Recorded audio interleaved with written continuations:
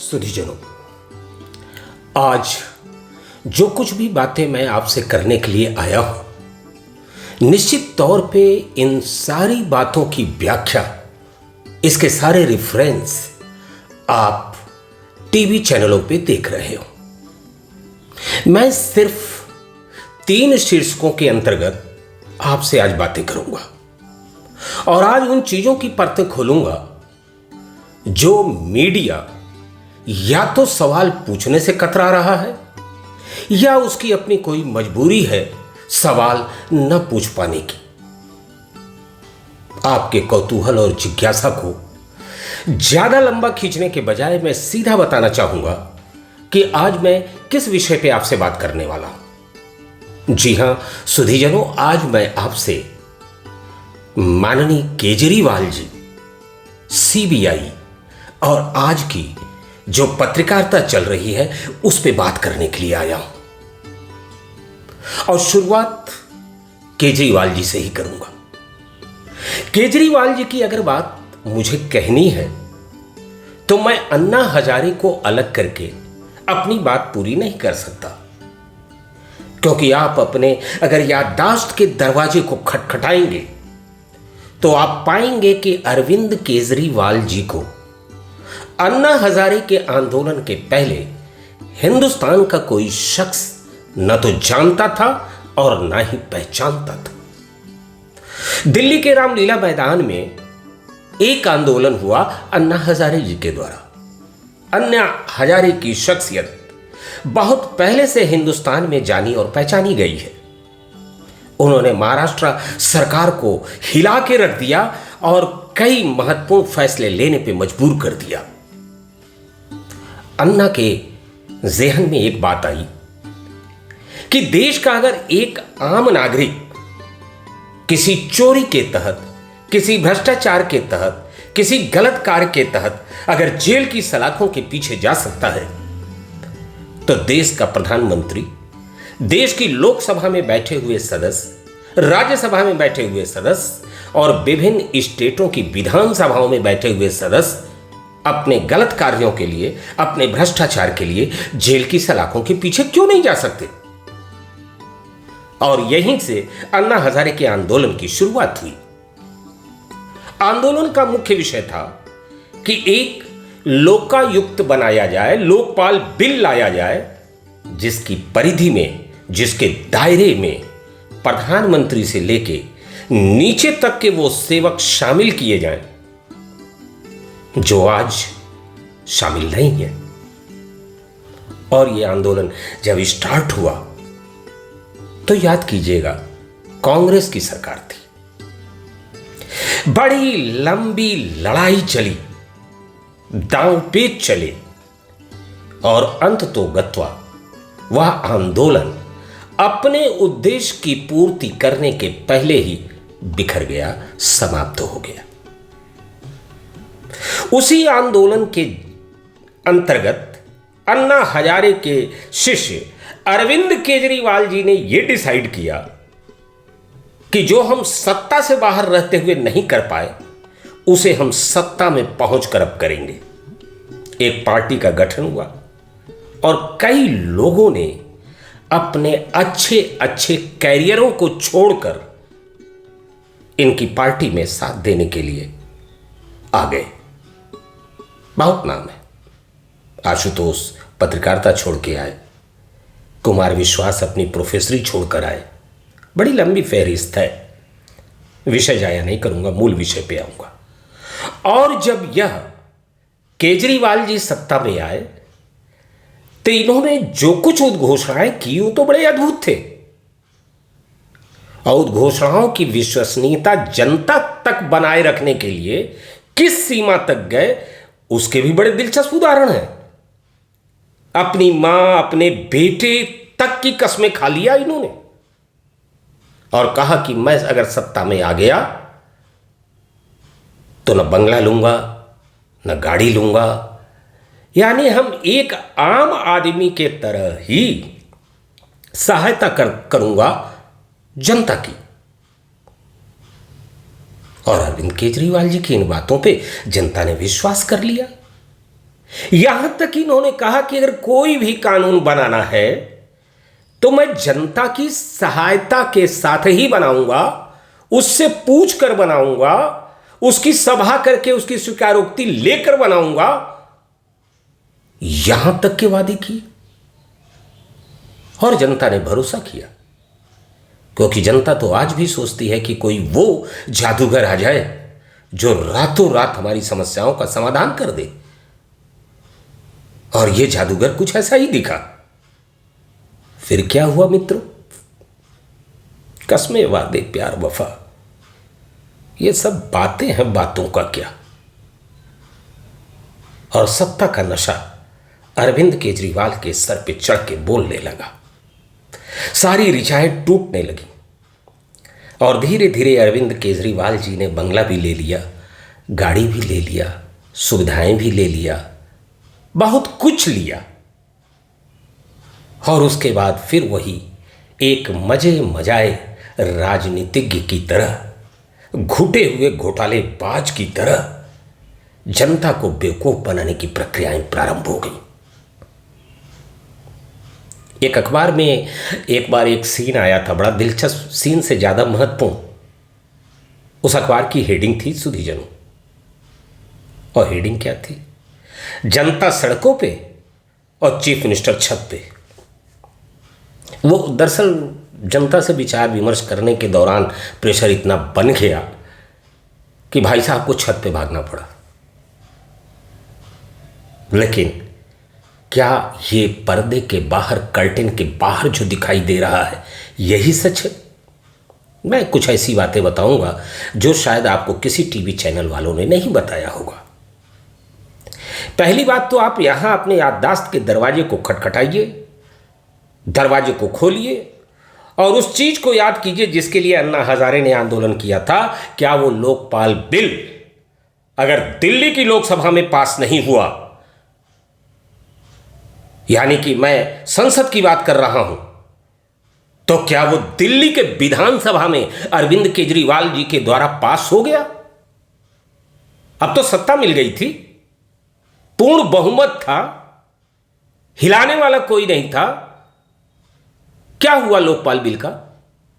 बंगले लिया वो तो अलग बात है, सारी सुविधाएं ले ली वो तो अलग बात है।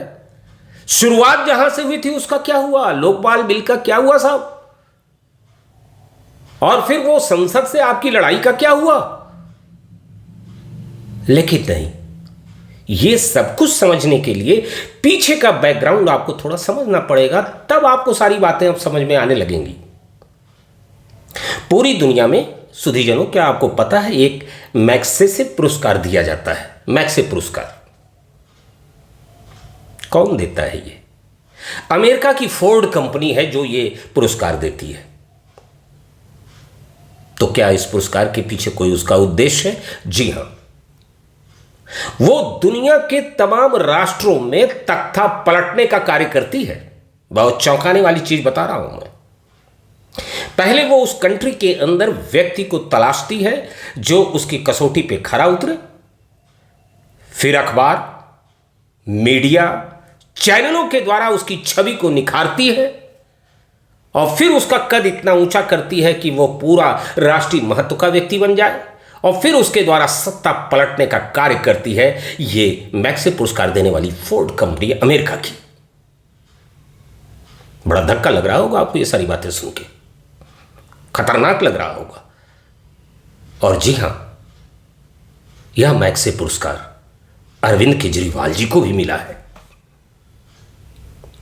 ख्याल कीजिएगा, जिनको जिनको भी मैग्से पुरस्कार मिले हैं, जरा उनकी भी पड़ताल कीजिएगा कि उनकी भाषा, उनकी शैली और उनका व्यवहार राष्ट्रगत है या राष्ट्र की खिलाफत में है। और फिर आपको मेरी बातों की पुष्टि होती चली जाएगी। मैं इस लिस्ट में बाकी का नाम बताना पसंद नहीं करूंगा, मैं कवरेज नहीं देना चाहता ऐसे लोगों को। और फिर अब आपको मैं प्रमाण के साथ ये बातें बताता हूं, नाम लेके बताता हूं क्योंकि यह सच्चाई है। एक मशहूर टीवी चैनल जिसको लोग तक वाला चैनल बोलते हैं, वहां एक पुण्य प्रसून वाजपेयी जैसा पत्रकार हुआ करता था। आपको बातें याद आने लगेंगी। और उन्होंने एक धमाकेदार इंटरव्यू अरविंद केजरीवाल जी का प्रसारित किया था। इंटरव्यू तो जो हुआ हुआ, उसकी खास बात यह थी कि उसके बैकग्राउंड में भगत सिंह की फोटो थी। यहां से राजनीतिक कैरियर प्रारंभ हुआ था अरविंद केजरीवाल जी का। 2 कैमरे लगे थे, एक अरविंद केजरीवाल जी के पीछे और एक कैमरा लगा हुआ था पुण्य प्रसून वाजपेयी जी के पीछे। इंटरव्यू समाप्त हो गया साहब, कैमरे को बंद करने के लिए कहा गया और संजोग से उसमें से एक कैमरा बंद नहीं हुआ या नहीं किया गया, अब ये तो जांच पड़ताल का विषय है। और कमाल की बात यह है कि एक ही समय में एक अन्य चैनल पे इंटरव्यू इनका चल रहा था और एक अन्य चैनल पे चल रहा था। फर्क इतना ही था कि एक चैनल पे इंटरव्यू चल रहा था और दूसरे पे इंटरव्यू के बाद वाली बातचीत चल रही थी। और अगर देखना है अरविंद केजरीवाल जी का चेहरा तो खंगालिए यूट्यूब के चैनल के ऊपर और उस वीडियो को आप खोज के निकालिए और देखिए कि आफ्टर इंटरव्यू ये शख्स क्या बात कर रहा था पुण्य प्रसून वाजपेयी जी से और क्या जवाब दे रहे थे पुण्य प्रसून वाजपेयी जी। और तब समझ में आएगा कि कैसे पूरे देश की जनता को बेवकूफ बनाने का काम ये पत्रकारिता के माध्यम से इस तरह के लोग करते हैं अपने नेम और फेम के लिए। बातें हो रही थी पुण्य प्रसून वाजपेयी जी, आपने वो भगत सिंह की जो फोटो लगा दी, अब तो युवा पागल हो जाएंगे मेरे इस इंटरव्यू को लेके। और भी बहुत सी बातें थी। इसका मतलब आप समझते हैं? इसका मतलब यह है कि यह पूरा का पूरा इंटरव्यू प्रायोजित था। और मैं ये बिल्कुल नहीं कहता कि इस तरह के प्रायोजित इंटरव्यू आज की तारीख में नहीं होते, आज भी होते हैं। आज भी ऐसे पत्रकार हैं जो पैसों के बल के ऊपर, पैसों के कारण कि नहीं अन्य कारणों से इस तरह के प्रायोजित इंटरव्यू परोसते हैं और देश की जनता को बेवकूफ बनाने का कार्य करते हैं मिलकर। चलिए फिर वापस चलते हैं। ये तो मैंने आपको एक एग्जाम्पल बताया और यहां से बहुत खतरनाक चीज बता रहा हूं। भगत सिंह की फोटो, मैग्सेसे पुरस्कार और कार्य करने की कार्यप्रणाली भले किसी और को समझने में दिक्कत हो रही हो, मेरे जैसा व्यक्ति कतई इसको समझने में गलती नहीं कर सकता। अरविंद केजरीवाल के पार्टी का नाम आप पार्टी है, लेकिन यह बंदा टोटल का टोटल वैचारिक दृष्टिकोण से कम्युनिस्ट है। अब आप कहेंगे कि ये तो बड़ी नई चीज आप बता रहे हैं। जी हां, कम्युनिस्ट ही विचारधारा को रिप्रेजेंट करने वाले हैं अरविंद केजरीवाल। आप पूछेंगे कैसे? फिर एग्जाम्पल से बात करूंगा। कम्युनिस्टों की एक खास विशेषता है, आप भी जानिए। मैं ये सारी बातें इसलिए कर रहा हूं कि जनता जो टीवी चैनलों पे चीजें देखती है उनको अच्छी तरह से समझे। खास बात क्या होती है कम्युनिस्टों की? आप किसी भी कम्युनिस्ट से कोई भी सवाल पूछेंगे, उस सवाल का उत्तर वो कदापि नहीं देगा, वो तुरंत गोल पोस्ट को चेंज कर देगा। वो उस पर बात ही नहीं करेगा, कदापि नहीं बात करेगा। बड़ी लच्छेदार बातें करेगा, बड़ी अच्छी बातें करेगा और अंततोगत्वा आपको लगेगा कि ये बंदा ज्यादा अच्छा है, कितना बढ़िया बात कर रहा है। अब आपको मेरी बातों पे यकीन नहीं आ रहा है, चलिए मैं एग्जाम्पल देता हूं। बाकी की डिटेल तो मैं बाद में करूंगा, बात काफी लंबा वीडियो ये होने वाला है। शराब नीति को लेकर जब सीबीआई की इंक्वायरी प्रारंभ हो गई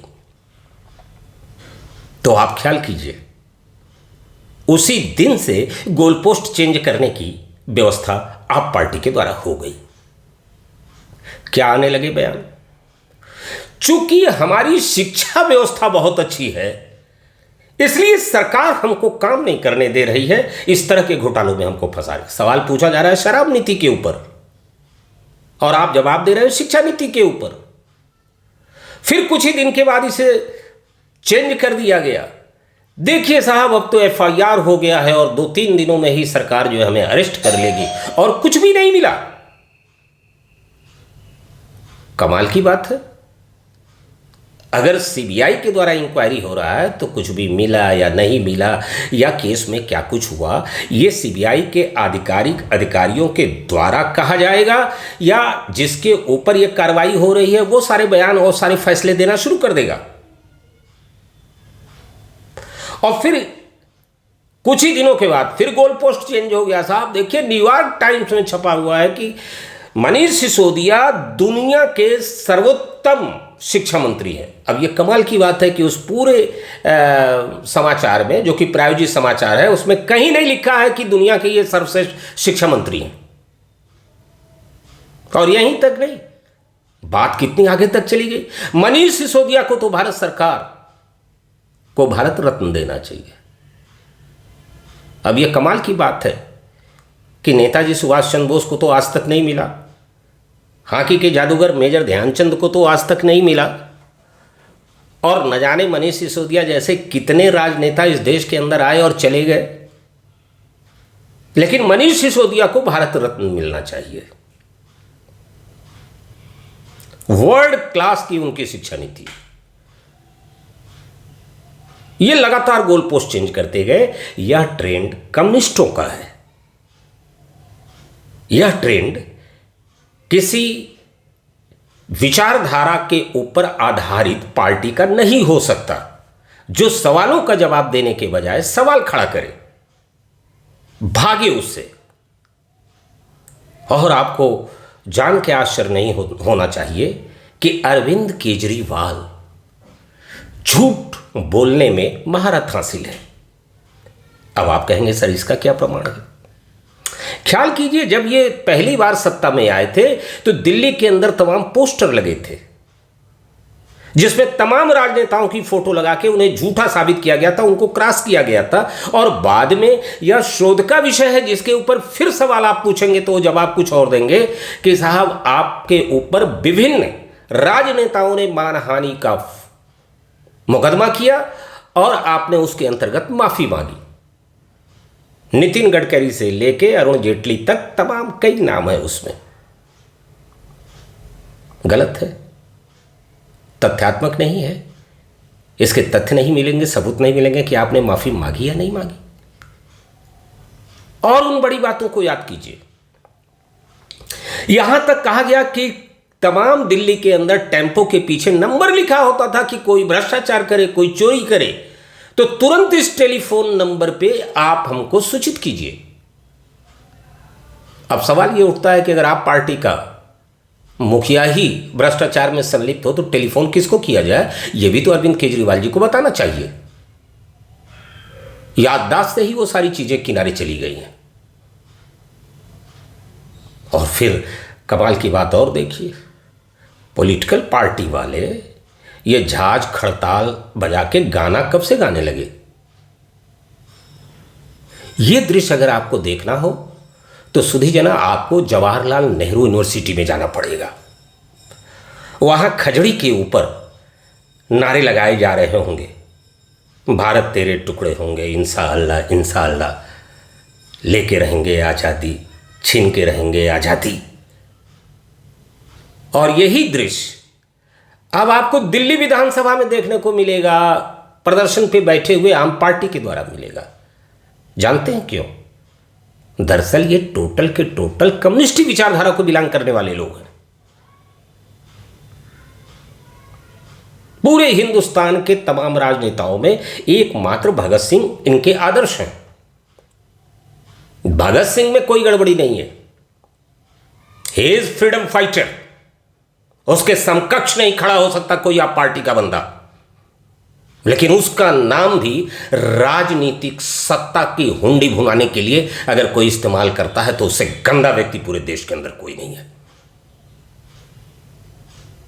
आप कौन सब फांसी पे लटक रहे हैं? किस देश की आजादी के लिए आप फांसी पे लटक रहे हैं? आप तो भ्रष्टाचार में संलिप्त अपने साथियों को भारत रत्न देने और गोलपोस्ट चेंज करने की कवायद में लगे हुए हैं। बड़ी लंबी फहरिस्त है मित्रों। केजरीवाल जी के ऊपर इतनी ही बात कह के मैं दूसरी दिशा में चलना चाहूंगा, और दूसरी दिशा है पत्रकारिता। सुधीजनों, मैं आपसे एक सवाल पूछता हूं, दिल पे हाथ रख के जवाब दीजिएगा। आप में से सभी ने हाई स्कूल, इंटरमीडिएट, बीए या पोस्ट ग्रेजुएशन का परीक्षा दिया होगा।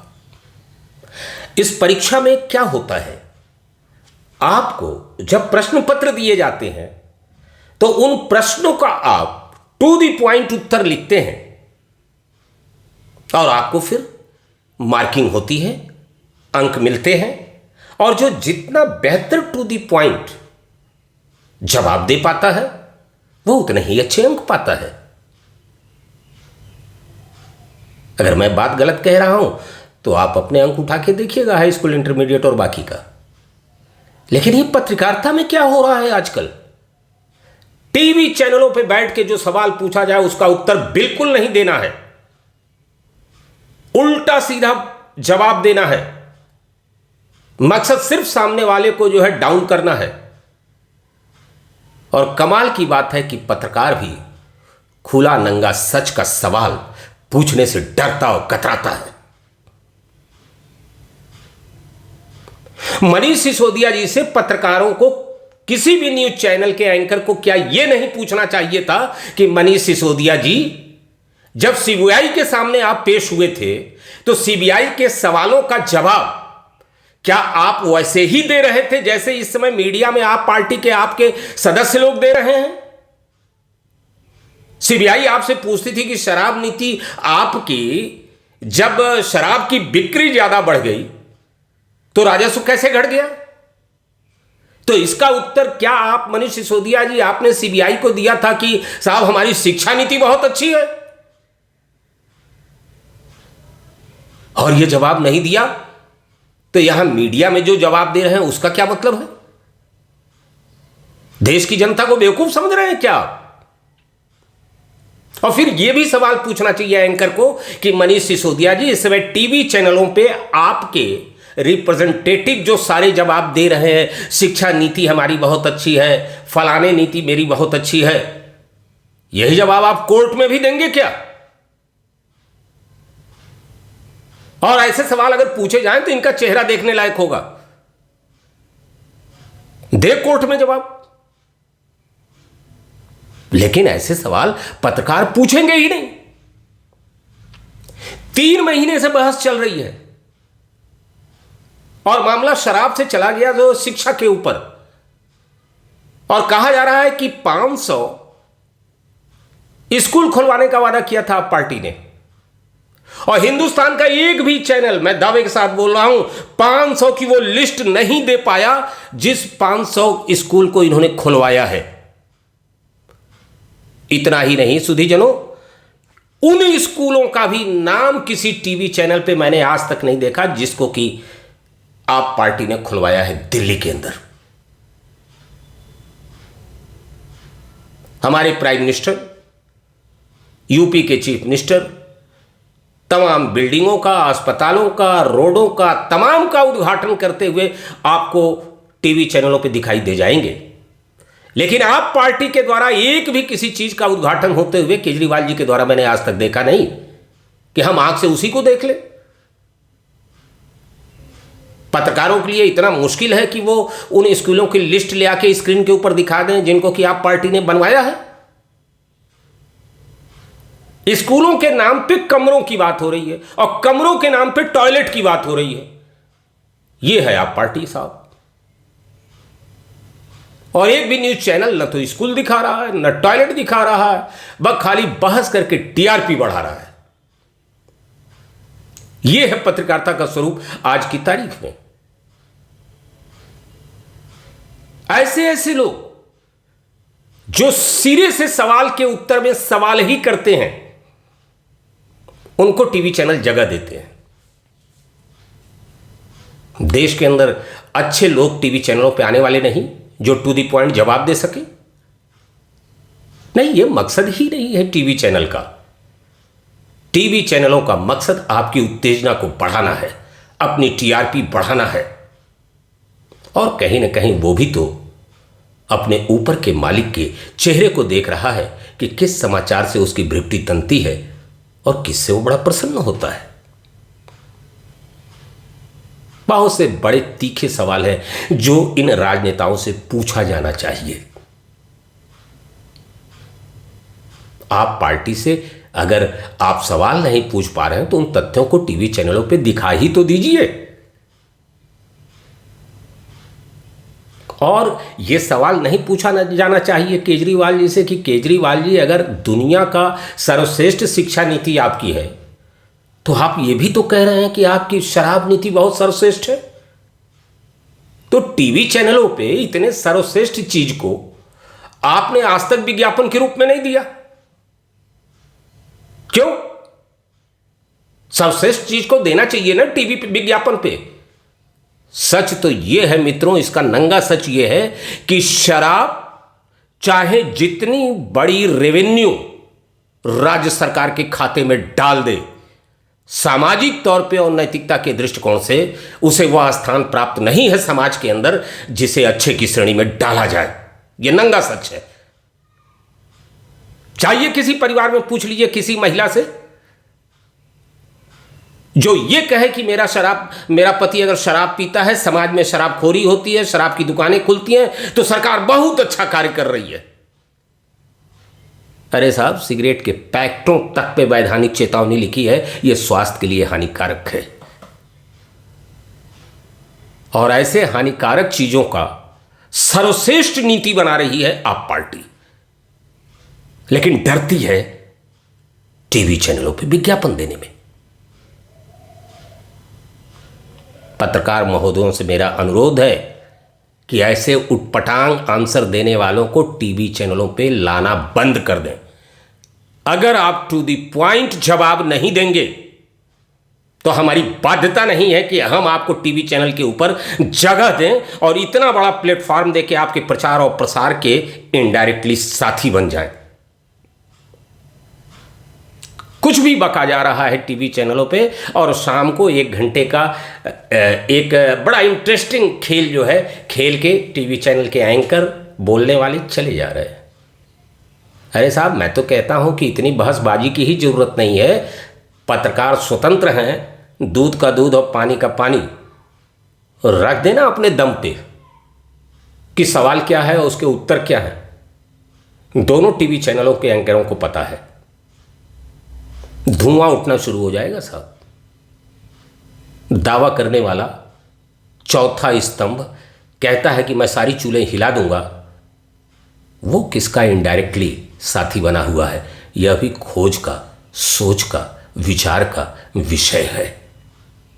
अभी भी पत्रकारिता में उतनी धार नहीं है कि इन गंदे नेताओं को एक्सपोज करके इनको जेल की सलाखों तक पहुंचा दे। जनता तो बेचारी 5 साल में एक मौका पाती है। ये पत्रकार और टीवी चैनल साल भर अवसर के दहलीज पे खड़े हैं, फिर भी कुछ नहीं कर पा रहे हैं। क्या देश का माहौल बना के रखा है। गलत काम करने वाले प्रचारित तो प्रसारित हो रहे हैं, लेकिन टीवी चैनल उसमें भी टीआरपी देख रहे हैं। चलिए, बहुत लंबा वीडियो हो जाएगा। अभी एक बिंदु छूटा हुआ है, सीबीआई। अब कमाल की सीबीआई है। देखिए जरा, अगर आपने किसी के खिलाफ एफआईआर कर लिया तो उसको बाहर छोड़ के आप सबूत खोज रहे हैं। उठा लो ना, और फिर वही बताएगा कि सबूत कहां कहां रखा है। लेकिन वो तो गेम खेल रहा है। एफआईआर होते ही वो कहता है साहब बस 3-4 दिनों में हमें अरेस्ट कर लिया जाएगा। ये अलग बात है कि अरेस्ट तो आज तक नहीं हुआ हो। और आप क्या कर रहे हो हुजूर? भाई साहब, आप 3 महीने के बाद उसका लाकर खंगालने जा रहे हैं, उसका घर खंगालने जा रहे हैं। अब हिंदुस्तान नहीं साहब, पूरी दुनिया के उस बेवकूफ आदमी का नाम बताइए जो यह जानते हुए कि सीबीआई इंक्वायरी ओपन हो गई है, वह सब कुछ रखेगा आपके लिए कि आइए महोदय जी, ले जाइए, केस बनाइए और हमको जेल में डलवा दीजिए। क्या मजाक बना रखा है सीबीआई को। अरे एफआईआर करना नहीं है, और अगर कर लिया एफआईआर तो चिल्लाने दीजिए ना उसको, 3 दिन के बाद गिरफ्तार कर लेगा, 5 दिन के बाद। अरे जाहिर सी बात है, इंटर करने के बाद बीए ही होता है, बीएससी होता है। वो कौन सी नई बात बोल रहा है? उसी प्रकार एफआईआर के बाद गिरफ्तारी ही होती है, और गिरफ्तार करके उनकी मुश्कें ऐसी कसिए कि उनकी 7 पीढ़ियों में जहां जहां जो तथ्य छिपा के रखा गया वो बतावें,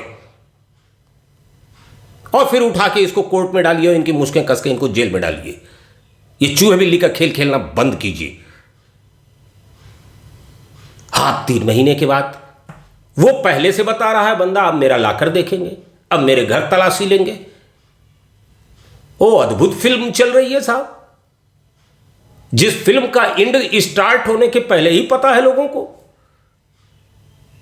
नहीं साहब, सीबीआई को कार्य करने का अब तरीका बदलना चाहिए। अब कमाल की बात है, एक और बिंदु पे सीबीआई के संदर्भ में मैं बात करूंगा। हर छापे के बाद इंटरव्यू देना क्यों जरूरी है? क्यों जरूरी है भाई? सीधा आप कोर्ट को दीजिए ना। इतना हंगामा करने की कोई जरूरत नहीं है कि इनके यहां ये मिला, इनके यहां कुछ नहीं मिला। और आप ही की बात प्रमाणिक होगी मान्यवर, ये बात समझ लीजिए अच्छी तरह से। जिसके ऊपर कार्रवाई हो रही है वो कह दे कि साहब हमको क्लीन चिट दे दिया गया, जैसा कि मनीष सिसोदिया ने कह दिया। अब ये शोध का विषय हो सकता है कि सीबीआई ने कब लिख के उनको दिया है सर्टिफिकेट कि ये आपको क्लीन चिट दिया जाता है। सबूत न मिलना ये क्लीन चिट नहीं होता।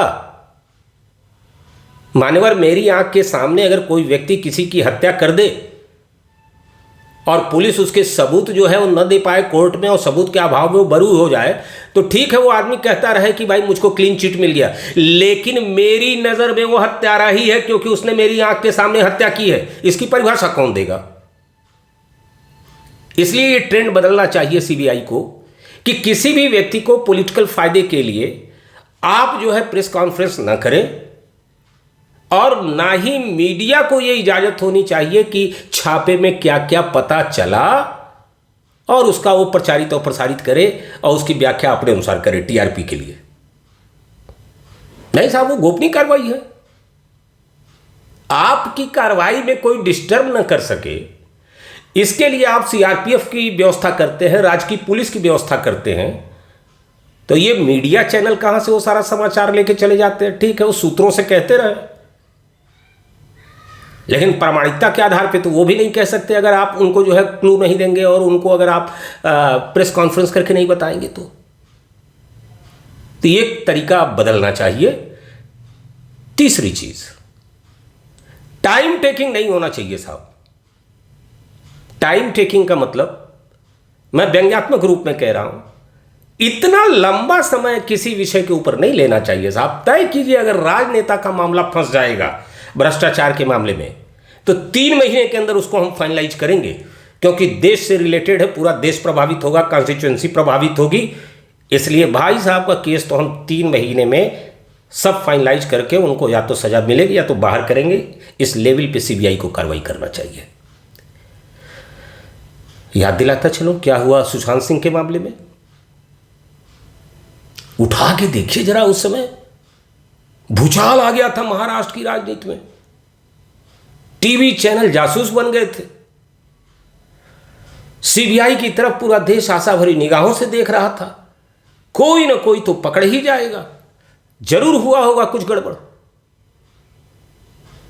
याद आ रहा है सुधीजनों क्या हुआ? अब शायद जाके धूल उलझाड़ के देखना पड़ेगा कि सीबीआई की उस फाइल में क्या है, कि सुशांत की हत्या हुई, कि सुशांत आत्महत्या कर ली। वो पालघर में क्या हुआ भाई? नहीं, ये सब बंद होना चाहिए। एकदम बढ़िया जांच होनी चाहिए, समय फ्रेम निश्चित किया जाना चाहिए, और ऐसी गंदगी को, ऐसी मछलियों को जो पूरा तालाब गंदा कर रही हैं, मुश्कें कस के और उठा के अंदर ठोकना चाहिए जेल के। कितनी चीजें मैं बताऊं, कहां कहां बताऊं, सब आप आंखों से देख रहे हैं, लेकिन उसमें सच का परसेंटेज सिर्फ घटना के होने में है, उसके बाद में नहीं। कोई लड़की जला के मार दी गई झारखंड में, वहां तक घटना सच है। अब उसके पीछे का सारा गेम झूठ पे आधारित है। झूठ पे आधारित क्या है? सब अपने अपने अनुसार उसका फायदा उठाएंगे। एक को संवेदनशीलता नहीं है उस लड़की के मरने का। अरे ये तो राजनेता ये सोचते हैं कि 130 करोड़ में 2-4 लोग मर ही गए हमारे फायदे के लिए, तो क्या फर्क पड़ता है, वरना दंगे क्यों कराए जाते। तो आज ये हमारा वीडियो बहुत लंबा न हो जाए, मन के अंदर बहुत सी चीजें उद्वेलित हो रही थी, जो आपके पास भी थी, मेरे पास भी थी। मैंने आपसे इसे साझा किया और मैंने जो महसूस किया दिल के धरातल पे, वही आप तक साझा किया। बाकी विचार आपका है। मेरी बातों के अंदर सहमति और असहमति वो आपको अपनी सोच के अनुसार खोजनी है। फिर मिलेंगे किसी अन्य विषय पे और किसी अन्य दिन। तब तक के लिए जय हिंद।